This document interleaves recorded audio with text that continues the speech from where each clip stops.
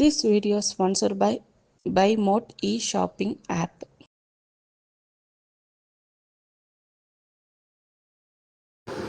Welcome to Sana's kitchen. இன்றைக்கி நம்ம சனாஸ் கிச்சனில் பார்த்திங்கன்னா பொங்கல் சாம்பார் செய்வது எப்படி. பொங்கல் சாம்பார் ஈஸியான மெத்தடில் ரொம்ப ருசியான சாம்பார் நம்ம செஞ்சு முடிச்சிடலாம். இந்த சாம்பார் பார்த்திங்கன்னா நம்ம சப்பாத்திக்கு, தோசைக்கு, பொங்கலுக்கு, ஏன் பரோட்டா கூட நம்ம யூஸ் பண்ணிக்கலாம். சரிங்களா, அவ்வளோ அருமையாக இருக்கும்.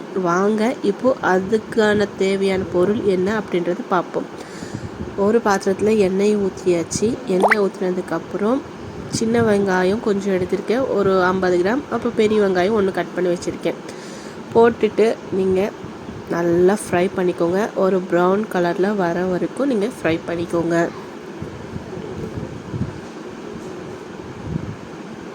ஃப்ரை பண்ணி முடித்ததுக்கப்புறம் ஒரு 2-3 தக்காளியை நான் கட் பண்ணி வச்சுருக்கேன். ஸோ மீடியம் சைஸில் இருந்துச்சுன்னா 4 தக்காளி எடுத்துக்கோங்க. இல்லை நீங்கள் அதிகமாக குருமா வைக்கணும் அப்படின்னு நீங்கள் நினச்சிங்கன்னா ஒரு 4-5 தக்காளி கூட எடுத்துக்கலாம். நான் இப்போதுக்கு கொஞ்சம் நார்மலான தக்காளி ஒரு 3 தக்காளி எடுத்து நான் இந்த குருமாவுக்கு நான் யூஸ் பண்ணிக்கிறேன். அதுவும் நல்லா மிக்ஸ் பண்ணிட்டதுக்கப்புறம் கொஞ்சோண்டு உப்பு போட்டுக்கோங்க. உப்பு போட்டோம் அப்படின்னா எப்போவுமே வணக்கும் போது தக்காளிக்கு உப்பு மஞ்சள் பொடி போடும்போது அது சீக்கிரமாகவே மசிஞ்சிடும். ஓகேங்களா, நல்லா ஒரு கிரேவி ஆகிட்டு வந்துடும் நமக்கு. அதுக்காக தான் உப்பு மஞ்சள் பொடி நீங்கள் யூஸ் பண்ணி பாருங்கள். இப்போ நல்லா வணங்கிச்சு. இப்போ இந்த டைமில் பார்த்திங்கன்னா நம்ம தேங்காவை சின்ன சின்னதாக கட் பண்ணி நம்ம போட்டுக்கலாம். நான் ஒரு அரை முடி தேங்காய் போட்டுட்டேன். ஸோ ஒரு 4 ஸ்பூன் 3 ஸ்பூன் பொட்டுக்கடலை போட்டுக்கோங்க. ஓகேவா, இதுக்கப்புறம் பார்த்திங்கன்னா சாம்பார் தூள் ஒரு 2 ஸ்பூன் போட்டுக்கோங்க. உங்களுக்கு எந்த அளவுக்கு காரம் தேவைப்படுதோ, ஏன்னா வேறு எந்த இதுவும் நம்ம சேர்க்க போகிறது இல்லை. உங்களுக்கு எந்த அளவுக்கு காரம் தேவைப்படுதோ சாம்பார் தூள் நீங்கள் யூஸ் பண்ணிக்கோங்க. அப்புறம் மல்லிப்பொடி ஒரு அரை ஸ்பூன் போதும். ஓகேங்களா, அதிகமாக சேர்த்திட வேண்டாம். மல்லிப்பொடி அதிகமாக சேர்த்திங்கன்னா கசப்பாயிடும்.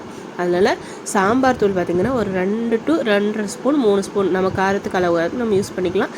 மல்லித்தூள் மட்டும் ஒரு அரை ஸ்பூன் போதும். ஓகேங்களா, இந்த டைமில் பார்த்திங்கன்னா ஆறினதுக்கப்புறம் மிக்சியில் போட்டு அரைச்சி எடுத்துக்கலாம். அதுக்கப்புறம் சோம்பு, கடுகு, ஒரு துண்டு இஞ்சி, 2-3 பூண்டு, அதுக்கப்புறம் 2 ஏலக்காய், 4 கிராம்பு, ஒரு பட்டை எடுத்துக்கோங்க. எடுத்துட்டு தாளிக்கிறதுக்கு போட்டுடுங்க. ஓகேங்களா, கடுகு, சோம்பு, அதுக்கப்புறம் பட்டை, கிராம்பு, ஏலக்காய், இஞ்சி, பூண்டு எல்லாம் போட்டு நல்லா கொஞ்சம் நல்லா வெடிக்கட்டும். இதுக்கப்புறம் அரைச்சி வச்ச பேஸ்ட்டு நம்ம போட்டுடலாம்.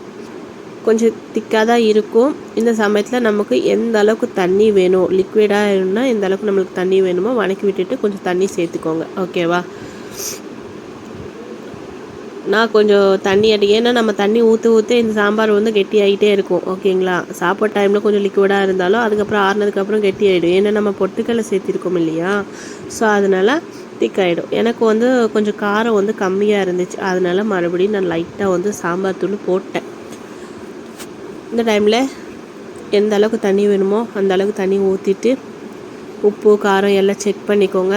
வேறு எதுவுமே இல்லை. நல்லா தலைன்னு கொதிக்கிட்டோம்.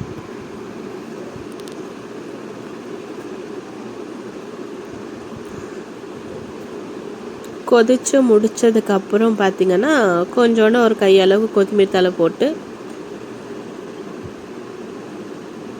நல்லா இப்படி தான் இருக்கும். கொத்தமல்லி தழை போட்டு நீங்கள் இறக்கி வச்சிடலாம். ஓகேங்களா, இவ்வளோதான். ரொம்ப அருமையான தக்காளி சாம்பார். மிஸ் பண்ணிடாதீங்க. ஒரு தடவை செஞ்சு சமைச்சு சாப்பிட்டு பாருங்கள். அடிக்கடி உங்கள் வீட்டில் இந்த சாம்பார் தான் நீங்கள் இட்லிக்காகட்டும், தோசைக்காகட்டும், பொங்கல்காகட்டும் எல்லாத்துக்குமே இந்த சாம்பார் மேட்ச் ஆகிடும். இந்த வீடியோ உங்களுக்கு பிடிச்சிருந்தா லைக் பண்ணுங்கள், ஷேர் பண்ணுங்கள் அண்ட் கமெண்ட் பண்ணுங்கள். தேங்க்யூ. நம்மளோட பொங்கல் ரெடி ஆயிடுச்சு. இப்போது நம்மளோட பொங்கல் சாம்பாரை ஊற்றி நல்ல கொலன்ட்டு சாப்பிட ஆரம்பிக்கலாம். நெய் அப்படியே மேலே அப்படி மெதுங்குது இல்லையா, ஸோ அந்த சாம்பாருக்கும் பொங்கலுக்கும் கூட ஒரு சைட் டிஷ்க்கு ஒயிட் சட்னி, அதாவது தேங்காய் சட்னி, ஒரு உளுந்து வடை வச்சு சாப்பிட்டா அது சுகமே தனி.